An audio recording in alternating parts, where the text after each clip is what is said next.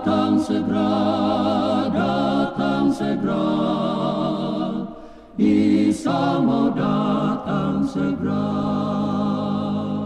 Sekarang kita masuk meterai yang kedua.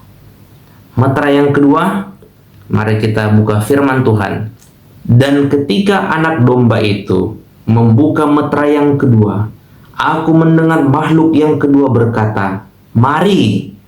Dan majulah seekor kuda lain, seekor kuda merah padam, dan orang yang menungganginya dikaruniakan kuasa untuk mengambil damai sejahtera dari atas bumi, sehingga mereka saling membunuh, dan kepadanya dikaruniakan sebilah pedang yang besar.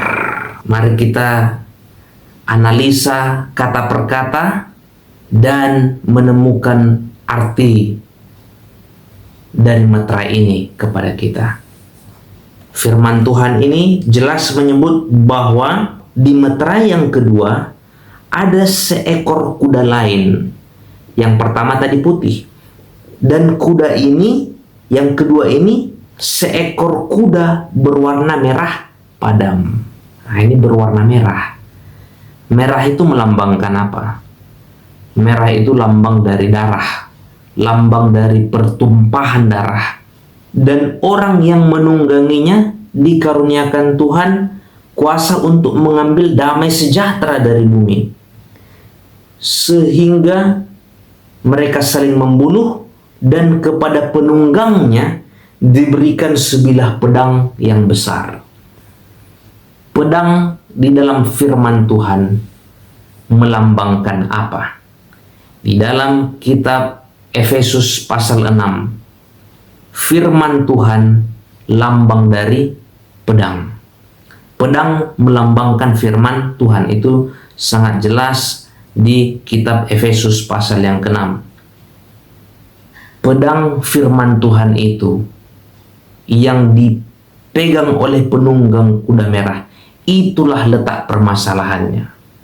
Firman Tuhan ini, yaitu pedang besar itu, yang dicatat di dalam Efesus pasal 6 sebagai firman Tuhan, tujuannya dimaksudkan Tuhan sebenarnya adalah untuk memberikan damai sejahtera kepada kita.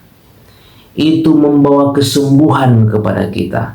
Pedang itu sebenarnya untuk menyunat kedagingan kita.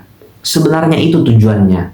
Kalau diterima dengan rendah hati, akan membersihkan kita, menyembuhkan kita. Tetapi kalau ditolak, maka sebaliknya akan menyebabkan penganiayaan dan kematian. Dan inilah yang terjadi di jemaat kedua atau di periode kedua, di periode tahun 100 sampai tahun 323 Masehi. Ini adalah periode berdarah dan kelam di dalam sejarah umat Tuhan. Kita sudah bahas di pelajaran kita sebelumnya, di jemaat kedua adalah periode Smyrna. Dari kata Smyrna, dari kata mir, minyak mur, itu adalah getah dari pohon berduri yang memberikan bau yang harum, lambang dari darah para martir yang tercurah besar-besaran di periode tahun 100 sampai 323. Injil itu harusnya membawa kabar baik kepada dunia ini.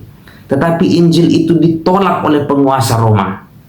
Gantinya diterima yang harusnya memberikan damai sejahtera. Tapi apa yang terjadi? Dibalas dengan penganiayaan. Banyak anak-anak Tuhan yang tertumpah darahnya pada periode ini. Jutaan orang-orang Kristen mati terbunuh demi imannya karena Injil Yesus Kristus. Ya, jadi teman-teman sudah terjawab ya. Inilah yang terjadi di meterai yang kedua. Ketika meterai itu dibukakan, maka kita lihat ada banjir darah, pengorbanan. Tetapi ini bukan berarti kekalahan di dalam Injil Yesus.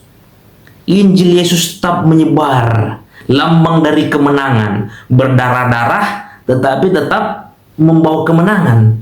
Sangat luar biasa. Hanya dalam tempo beberapa ratus tahun, Injil itu sudah menyebar kemana-mana. Jadi yang paling kita takutkan sebenarnya adalah bukan penganiayaan. Relatif umat-umat Tuhan itu murni kalau ada penganiayaan. Yang repot itu adalah kalau kita berkompromi dengan dosa. Dan inilah yang akan kita lihat di periode selanjutnya, di meterai yang ketiga. Kita buka firman Tuhan